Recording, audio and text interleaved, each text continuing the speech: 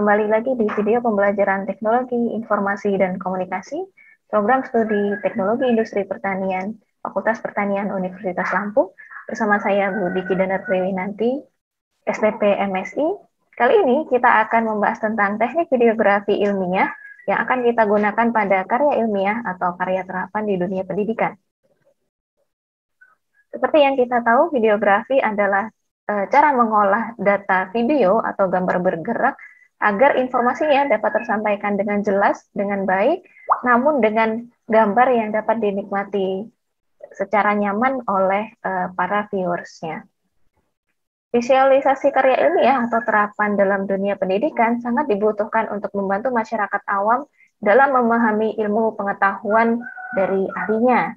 Jadi, ilmu pengetahuan yang sepertinya rumit akan menjadi lebih mudah dipahami apabila ada gambar atau gambar bergerak atau informasi yang dituliskan dan bisa mengalir dapat dibaca oleh viewer sehingga informasi yang begitu rumit bisa menjadi sederhana dan bisa membantu para viewers atau para penonton untuk berimajinasi. Oh, seperti ini toh proses sebuah fenomena yang tadinya jika ditulis di buku ilmiah atau di jurnal itu tampak sangat rumit, akan menjadi lebih mudah dipahami. Nah, apa saja yang dibutuhkan ketika kita akan membuat video karya ilmiah atau video karya terapan berbasis teknologi seperti itu? Maka kita harus mempersiapkan dulu skripnya atau skenario-nya bagaimana. Seperti kita membuat video atau film komersil, tentu semuanya harus direncanakan frame by frame-nya. Jadi tampilan dari setiap tampilan ke tampilan berikutnya akan direncanakan sebaik mungkin, sehingga nantinya akan mengalir cerita yang disampaikan akan mengalir dan lebih mudah dipahami. Tidak ada yang alurnya bolak-balik dan itu membuat penontonnya menjadi semakin bingung karena kenapa ini begitu rumit. Nah, bisa jadi memang alurnya nanti akan maju mundur, namun maju mundurnya itu bisa dibuatkan agar proses tahapan sebuah fenomena alam atau fenomena teknologi tertentu atau proses tertentu atau alur manajemen tertentu bisa kita jelaskan dengan baik dan bisa dipahami. Oh, kenapa ini tadi seperti ini ya? Mungkin ada scene atau ada kilas balik alurnya menjadi mundur kembali untuk memperjelas, itu bisa. Namun biasanya di karya ilmiah alurnya adalah alur maju, mulai dari permasalahan, kemudian bagaimana cara atau metode menyelesaikan masalah tersebut, kemudian apabila metode dan masalah tersebut sudah diterapkan, hasilnya bagaimana. Nah, gambar bergerak yang kita susun dalam videografi ilmiah tentunya harus mengacu pada itu agar ada alur yang atau logika berpikir yang runut sehingga informasi dapat ditangkap dengan baik. Perencanaan yang baik dapat mendekatkan jalan kesuksesan dan memitigasi kendala. Untuk menghindari kendala ketika kita ada kekurangan pengambilan gambar atau kita lupa mengambil gambar, itu bisa dimitigasi atau bisa dihindari. Kemudian style videographer yang terbentuk dari insting karena sering berlatih dapat membantu pembuatan skrip di saat darurat. Apabila kita memang sedang ada praktikum atau sedang ada kunjungan lapang yang di sana ada data yang perlu kita ambil gambarnya, namun kita belum punya skrip, kalau kita sering membuat video ilmiah dan kita sudah terasah instingnya, maka hal tersebut bisa langsung kita ambil gambarnya dan kita bisa memperkirakan ini gambar yang penting dan harus kita ambil tuh yang mana saja, di proses mana saja, atau di lokasi mana saja, di waktu mana saja, sehingga ketika nantinya editing video, kita sudah bisa membuat alur cerita yang runut karena kita sudah merencanakan walaupun dadakan di saat darurat tersebut dan informasinya tidak ada yang terlewati. Nah, kemudian aspek yang penting juga dalam sebuah videografi karya ilmiah adalah proporsi screen. Jadi, mana gambar mana saja atau objek mana saja yang harus masuk frame. Objek mana saja yang harus kita ambil gambarnya di momentum seperti apa, di ujung yang mana dari bingkai yang akan kita batasan atau bingkai yang akan kita tentukan yang mana agar tidak ada gambar yang terpotong, tidak ada gambar yang terlewat. Karena bisa jadi ketika gambar itu terpotong, informasinya akan menjadi bias gitu.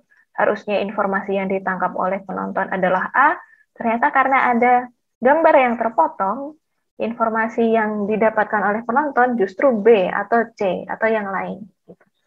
Jadi screen fokus ini pada video tersebut harus pada apa yang ingin ditekankan, apa yang ingin diinformasikan. Tidak boleh membuat informasi tersebut bias. Adanya cinematic view bisa menyesuaikan adegan atau peristiwa apa yang disorot. Cinematic view ini akan menambah kenyamanan penonton dalam menerima informasi karena gambarnya indah, gambarnya jelas, gambarnya tajam, itu akan menambah keyakinan penonton ketika melihat video tersebut, menambah keyakinan atas sebuah informasi, oh jadi begini, saya semakin paham dengan apa yang saya tonton. Nah, proporsi screen ini misalnya ketika kita mengambil data sebuah balapan F1, itu bisa dengan menggunakan sorotan cepat karena mobil F1 itu jalannya sangat cepat bahkan tidak terlihat saking cepatnya, maka ketika kita mengambil gambar kita tidak boleh menggeser kamera dengan lambat karena pasti akan langsung tertinggal. Maka ketika kita memegang kamera kita harus punya insting, oh ini harus saya swipe secepat mungkin mengikuti mobil F1 yang lewat tadi. Tidak boleh ketinggalan gambarnya. Kemudian misalnya kita berada di lab, ada penuangan senyawa kimia ke gelas ukur menggunakan shoot lambat, karena kalau kita menggunakan shoot cepat, bisa jadi senyawa kimia tadi ketika dituang, ya tidak nampak tadi apa yang dituang kayak gitu. Tadi berapa mili atau tadi berapa banyak seperti itu. Kalau kita menggunakan cara menyorot si mobil F1 tadi, tentu itu tidak sesuai. Kita bisa menggunakan shoot slow motion atau lambat agar penonton bisa jelas mendapatkan informasi, oh senyawa kimia yang diambil tadi sekian-sekian atau warnanya apa atau nantinya reaksinya bagaimana. Yang perlu kita perhatikan juga adalah pencahayaan, dari mana cahaya itu datang, apakah bisa membuat bayangan yang menutupi objek yang kita shoot, yang kita ambil gambarnya, sehingga objek itu jadi tidak menarik gara-gara kita salah sudut pencahayaan, atau bahkan pencahayaannya itu redup, maka tadi senyawa kimia yang harusnya warnanya kuning cerah menjadi kelihatan gelap. Nah, itu akan mempengaruhi mindset dari penonton ketika melihat proses yang kita sampaikan informasinya tadi. Kemudian adanya benda pengganggu, misalnya ketika kita di lab banyak barang yang tidak rapi, bisa jadi proses penuangan senyawa kimia tadi misalnya akan tidak diperhatikan oleh penonton, karena penonton justru fokus kepada barang-barang yang tidak rapi. Jadi hal tersebut harus kita perhatikan, sehingga ketika kita mengambil gambar, kita harus mendekorasi atau menata ruangan yang kita ambil gambarnya dulu, agar nantinya penonton fokus pada apa yang kita sorot dan informasinya tidak akan bias. Yang penting juga adalah audio yang kita gunakan. Jangan sampai ketika kita menjelaskan video karya ilmiah tentang praktikum, kita menjelaskan sebuah proses, tahapan proses pembuatan produk tertentu, kita menjelaskan dengan suara, voice, namun alat audio kita, alat rekam kita, kualitasnya tidak bagus sehingga suara yang ditangkap tidak terlalu terdengar, atau suara yang ditangkap ditutupi oleh suara lain karena berada di outdoor, misalnya suara angin atau suara orang lain seperti itu akan mengganggu konsentrasi dari penonton.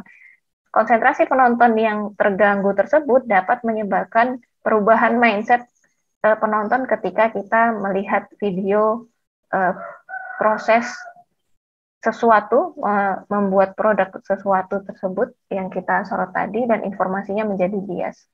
Maka kita perlu menggunakan suara asli jika memang infonya dibutuhkan. Selebihnya bisa menggunakan background sesuai tema, diberi teks agar memudahkan orang menekankan, oh informasi yang ditekankan ini tadi ini, atau bahkan kita bisa memudahkan penonton disabilitas yang tidak bisa mendengar, misalnya dia cukup membaca teksnya saja tapi dapat menangkap informasi yang ingin kita sampaikan. Dan yang paling penting dari videografi adalah teknik editing, karena teknik atau gaya editing dapat menyesuaikan audiens, apakah perlu formal ataukah informal. Misalnya video karya ilmiah kita ini tentang proses pembuatan produk tertentu, tapi sasaran penontonnya adalah anak muda atau anak remaja yang ingin tertarik dengan dunia perkuliahan tentang pengolahan hasil pertanian. Maka kita perlu membuat gaya video tersebut menyesuaikan dengan anak remaja, anak muda tadi. Kalau terlalu formal bisa jadi mereka akan tidak tertarik dan bosan. Tapi kalau misalnya memang audiens kita adalah audiens seminar internasional, audiens seminar nasional yang memang membutuhkan video formal, maka perlu kita edit dengan gaya yang formal. Maka kita menentukan gayanya tersebut dapat menentukan apakah nantinya akan membutuhkan banyak transisi, banyak smoothing, atau banyak efek yang kita gunakan. Nah, kita perlu melihat dari segmen audiensnya tadi. Dan jangan lupa, nantinya kita harus memberikan keterangan yang diperlukan dari video itu, baik judul, topik, objeknya apa yang ingin dijelaskan, identitas dari pembuat video atau yang berkepentingan di sana yang menyampaikan informasi, kemudian tahunnya, karena bisa jadi nantinya akan ada video baru, revisi dari video lama, jadi kita bisa track ini video tahun berapa atau yang terbaru atau yang lama, kemudian tujuan dari informasi tersebut disampaikan untuk apa, ada closing pihak-pihak terkait yang mengklaim informasi tersebut atau mengklaim hak ciptanya, kemudian keterangan lain misalnya penekanan prosedur tahapan proses, kemudian ada infografis atau motion grafis berupa kartun yang menguatkan informasi yang kita sampaikan agar tidak bias seperti itu semuanya perlu diperhatikan dan direncanakan. Baik, demikian video pembelajaran kali ini. Semoga kita bisa bertemu di lain kesempatan. Saya akhiri. Wassalamualaikum warahmatullahi wabarakatuh. Terima kasih. Selamat belajar.